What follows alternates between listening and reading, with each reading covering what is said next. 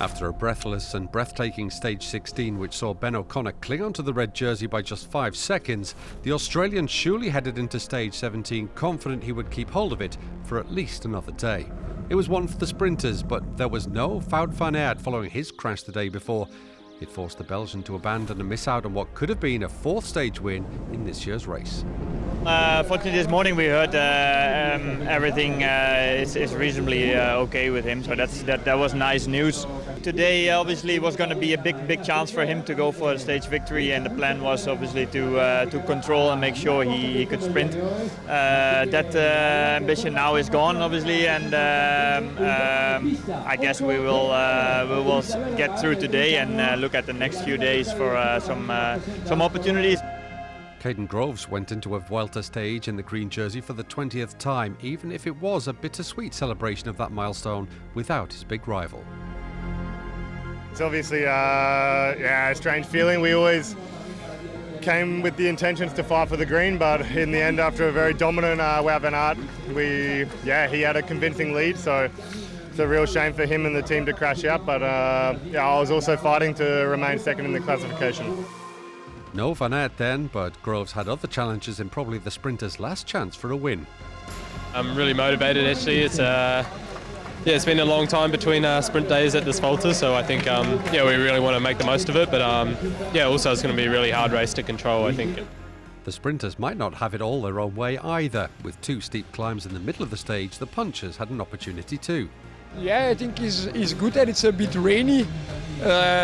Always create more chaos. I hope they don't mark me too much in the team meetings to chase me down, not let me go in a breakaway. But I'm quite sure it will be a hard fight. It will not be easy to be in the breakaway, but we need to be in.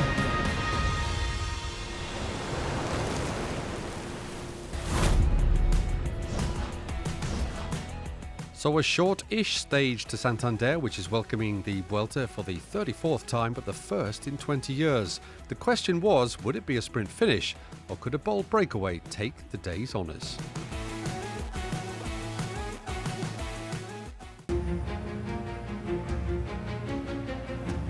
Though the stage was relatively flat compared to the previous day, the weather wasn't much kinder on the 140-kilometre jaunt towards the coast. With some steep challenges in the middle of the stage, it wasn't going to be a free-for-all either, and the sprinters' teams were watchful. Eventually 4 riders did break clear: Jonas Gregard, Thibaut Gernalek, Javier Isasa and Thomas Champion, who'd clearly done his homework coming into the stage.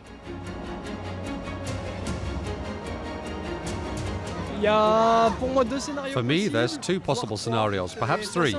This stage is a bit unpredictable. It could be a breakaway that goes all the way, a controlled sprint for Groves, or attacks by the leaders in the peloton on the steep climbs.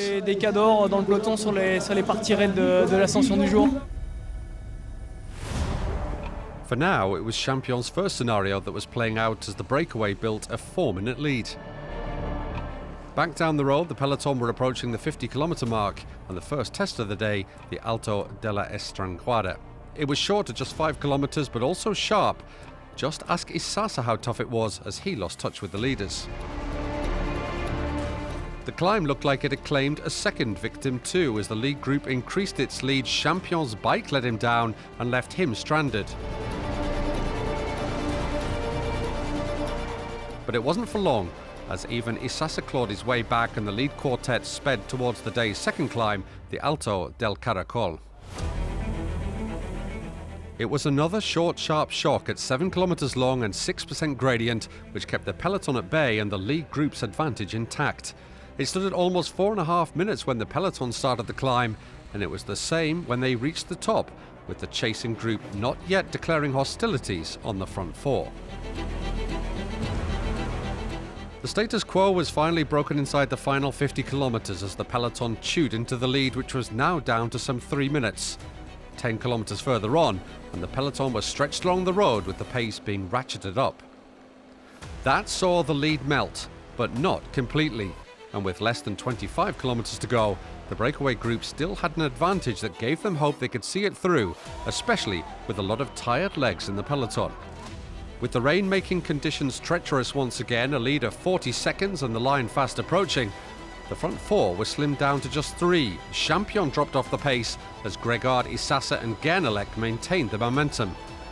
That meant they'd lost just 15 seconds over the previous 5 kilometres. Were we about to see a big surprise in Santander? It certainly still looked to be on the cards heading into the final 10 kilometres. It wasn't to be though, and with 3 kilometres to go, the breakaway finally was swallowed up. That was the cue for Mauro Schmidt to make a move off the front of the peloton, followed by Victor Campenerts and Max Poole. But the sprinters' teams weren't going to let them get away, and a bunch sprint shaped up on the rain-soaked streets of Santander. There's the front, there's the Swiss champion, it's Mauro Schmidt who's emptying the tank right now. He's trying to go for a stage victory in the Vuelta a España. They take that final left, right-hand turn, 325 metres to go. Enzo Leinzer is there for Team DSM Firmenich Postenel. Here comes Victor Campenaerts, he's trying to sprint, but now it's Eddie Plancard who's trying to deliver for Caden Groves. It all comes back together. The green jersey, Caden Groves versus Pavel Bittner, and in the end, they come past and it comes to the line in Santander. Stage victory number 7 for the green jersey, Caden Groves. Glory for the Australian. Caden Groves proving the strongest, though Pavel Bittner pushed him hard. The Australian repeating his hat-trick of last year's stage wins. He'll be hoping he can also repeat last year's departure from Madrid with the green jersey in his luggage on Sunday. It was my last opportunity here at this race, and I've such a super motivated team. They did so well at the start to control the breakaway and make sure the composition was correct, so to repay them with win number 3 is pretty special. Groves taking the spoils in Santander ahead of Bittner and Intermarché's Vito Bright. Campenerts claimed 6th. He'd predicted chaos in the rain at the finish, but there wasn't too much, which meant no change in the overall classification, so O'Connor's tiny lead over Roglic remains intact for another stage. Groves' victory means he's now odds-on to win the green jersey. He's over 100 points clear of the field. And Jay Vine keeps the polka dot jersey as Australians lead all 3 senior categories. The only one they don't have is the white jersey. Ineos' Spanish rider Carlos Rodriguez wears that.